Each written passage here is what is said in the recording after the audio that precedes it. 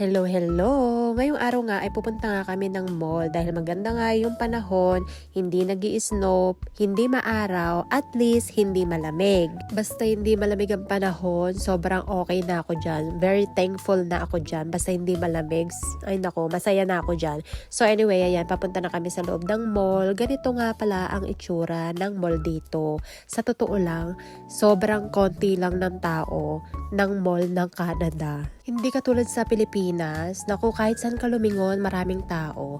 Pumunta nga pala kami dito na asawa ko kasi may titignan daw siya. Pero hindi ko na sasabihin kung ano yung titignan niya. So anyway, sabi ko nga nandito na rin naman kami sa mall. Punta kami dito sa pinagbibilihan ko ng outfit. Kasi nga dito, pagtungtong ng March, April, naglalabas na sila ng mga pang spring outfit tsaka summer. Ito nga may nahanap ako pero alam ko meron na ako niyang outfit na yan. Ayan, nakita ko rin tong swimsuit, ang ganda. Pero hindi ako bumili ngayon kasi alam ko mas marami pa silang ilalabas mga bandang kalagitnaan ng March at saka April. Kaya babalik ako dyan mga kalagitnaan ng March or April. So hanggang dito na muna. Bye!